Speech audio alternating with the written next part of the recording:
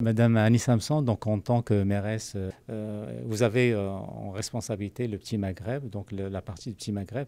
Est-ce que la venue de ce groupe-là, Pegida, vous inquiète? Ça m'inquiète, surtout que ça vient briser un peu l'atmosphère qu'on a dans notre arrondissement. On est reconnu pour notre bien-vivre ensemble, on est reconnu pour notre richesse culturelle. 115 communautés culturelles se côtoient tous les jours et ça va très bien. On a notre bien-vivre ensemble qui fait de nous une renommée mondiale. Et on a des gens qui viennent de l'extérieur, qui ne restent pas dans notre arrondissement, qui viennent nous donner des leçons de vie. Et nous, ici, on prône la tolérance, le dialogue, la communication. Et pour moi, aujourd'hui, là, je le condamne parce qu'on vient parler de propos haineux, on vient de parler d'intolérance. Et ça, pour moi, c'est totalement inacceptable dans une communauté comme la nôtre. Très bien. Alors, il y a beaucoup de gens qui se sont interrogés pourquoi les autorités n'ont pas dénoncé ça un peu plus tôt, n'ont pas donné des directives. Est-ce que c'est possible d'interdire ce genre de manifestation? Dans un pays comme le nôtre, tout le monde le choisit parce qu'on est un pays de droit, de démocratie. On a des valeurs, mais on a aussi une charte des droits et libertés. Et ce qui permet à tout le monde de faire des manifestations, de manifester pour ce qu'ils croient correct ou pas correct. Donc, on s'est posé beaucoup de questions. Est-ce qu'on les empêche ou pas? Mais regardez le nombre de manifestations qu'on a à Montréal, on ne peut pas les empêcher. Cependant, on peut intervenir lorsque les propos sont à caractère haineux, lorsqu'on parle de violence, lorsqu'on parle de choses qui sont intraitables ou intolérantes, de menaces de mort, entre autres, sur des gens, mais on ne peut pas juger du discours. Et demain, nous serons là pour suivre ce qui va se passer, pour protéger les citoyens qui seront autour, pour essayer d'assurer la paix. Mais je peux vous dire que dès qu'il y aura dès qu'on traversera cette ligne qui est très mince de la démocratie, de la liberté d'expression, on agira, les services policiers seront là pour agir. On n'est pas là pour protéger ceux qui vont manifester. On comprend qu'à Montréal, on a des règles.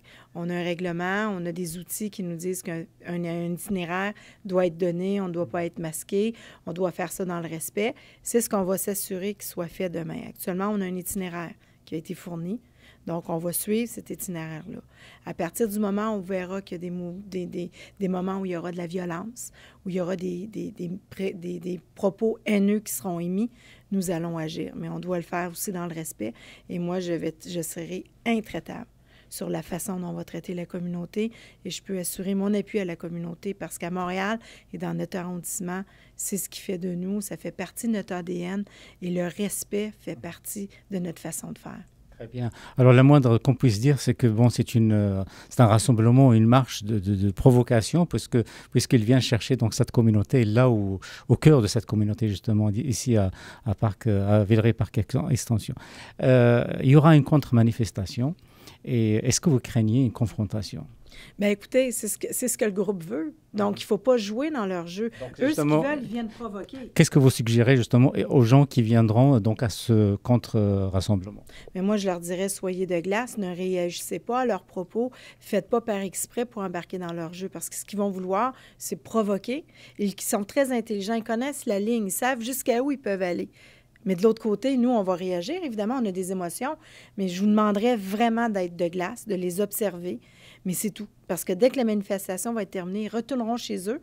Et la majorité, la plupart de ces gens-là ne demeurent pas chez nous parce qu'ils ne viendraient pas faire ça chez nous s'ils connaîtraient la communauté, s'ils nous connaîtraient, s'ils connaîtraient nos valeurs de tolérance, de dialogue, de communication.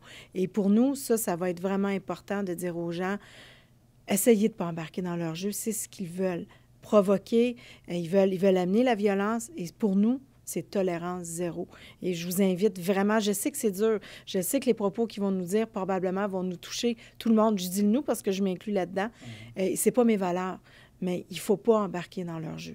On les connaît à travers le monde, c'est leur rôle, c'est de provoquer.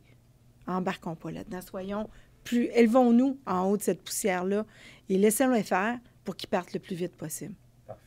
Parfait. Dernière question, parce que nous, on a l'habitude de parler de choses positives. Ben oui. Alors, le Petit Maghreb, où ça en est? Est-ce que ça se construit, ça avance? Bien, ça bouge. Il y a beaucoup de gens qui se remettent en question. On a vu plein de commentaires là-dessus. On a vu ce que les gens disent. Je suis contente parce que ça provoque les choses.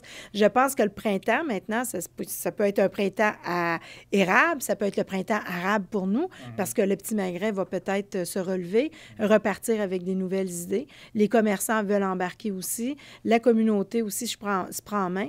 Donc, je pense que c'est un bon moment probablement pour pouvoir redonner une nouvelle vie à cette rue commerciale qui est importante, avec beaucoup de nouveaux commerces. Donc, je pense qu'on a tout intérêt à se joindre, à se mettre ensemble, puis à prouver au monde entier qu'on est capable de faire des belles choses. Excellent. Merci beaucoup, Madame Annie Sampson. Merci. Merci.